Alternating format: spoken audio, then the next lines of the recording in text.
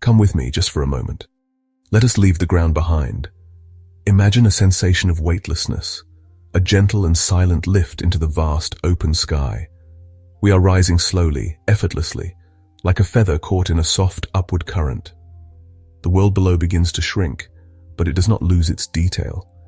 Instead, it transforms into a magnificent living map, a masterpiece of nature and human artistry.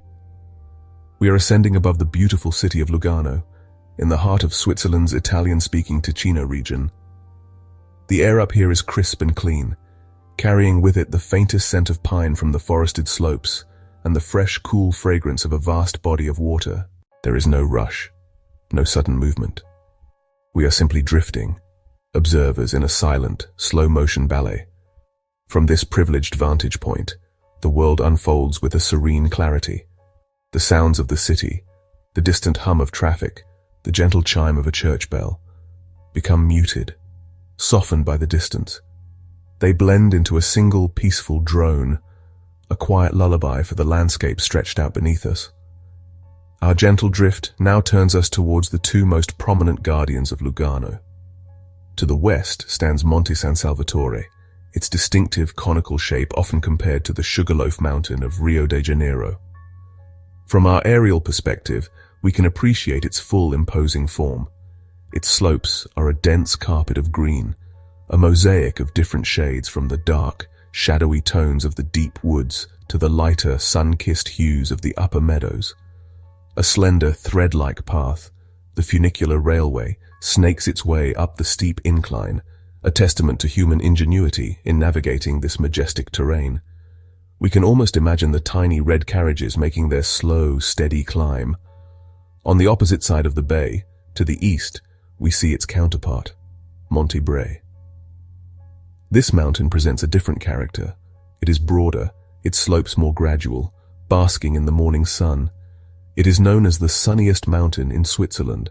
The light seems to cling to its surfaces, illuminating the charming village of Bray, which is nestled high on its flank.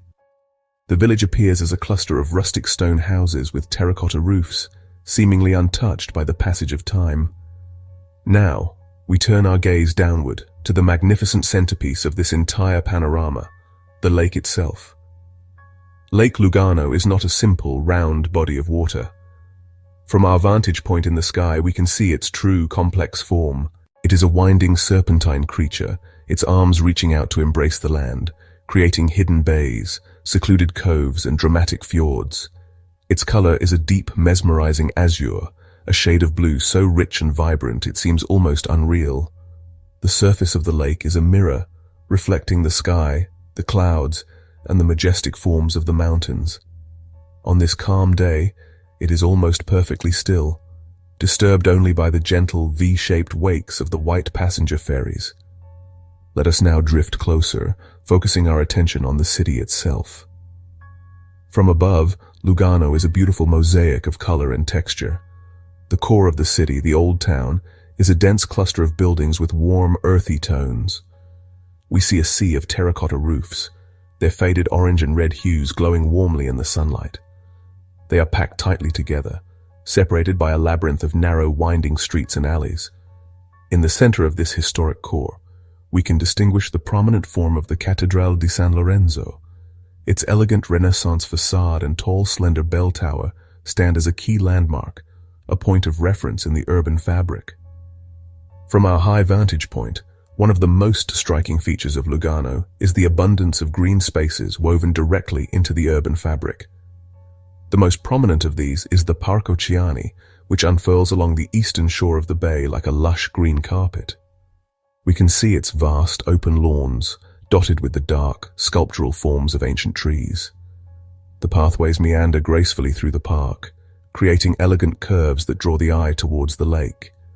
Shifting our perspective slightly eastward, beyond Parco Chiani, our eyes follow a thin, meandering line that hugs the base of Monte Bray.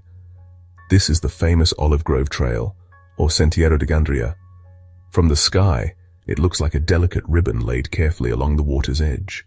As our gaze follows the trail towards Gandria, the village itself comes into view. It is an incredible sight from above. Gandria appears as a tight, vertical cluster of stone houses, seemingly fused with the mountain, connected by steep stairways and tiny terraces. From our serene position in the sky, we are granted a unique perspective on the rhythm of life in Lugano. What becomes immediately apparent is the absence of frantic energy. There is a slowness, a deliberate and graceful pace to the movements we observe below. This peaceful tempo is perhaps the city's most defining characteristic. The Swiss influence brings precision and civic pride, yet this order is softened by a distinctly Italian flair for enjoying life. This unique blend creates a rhythm that is both efficient and relaxed. As our imaginary journey continues and the day begins to wane, the quality of the light transforms the entire scene into something even more magical. The afternoon sun, now lower in the sky, casts long, soft shadows across the landscape. The surface of Lake Lugano becomes a canvas for the setting sun. The brilliant azure of midday softens into a palette of deeper, more complex colors. We see streaks of gold, orange, and soft pink reflected on the water, shimmering and dancing with every gentle ripple. The city lights begin to twinkle on, one by one, like a scattering of fallen stars. The streetlights trace the curves of the roads and the promenade, creating a warm, inviting glow that outlines the city's form against the deepening twilight. Now, our time in the sky is coming to an end. We begin our slow, gentle descent, spiraling softly back towards the earth. The grand panorama begins to resolve back into its individual components. We are returning to the world, but we are bringing a piece of the sky's perspective back with us. Yet, the memory of the view from above lingers like a beautiful dream. We will remember the way the lake wrapped around the land, the way the mountains stood as silent guardians.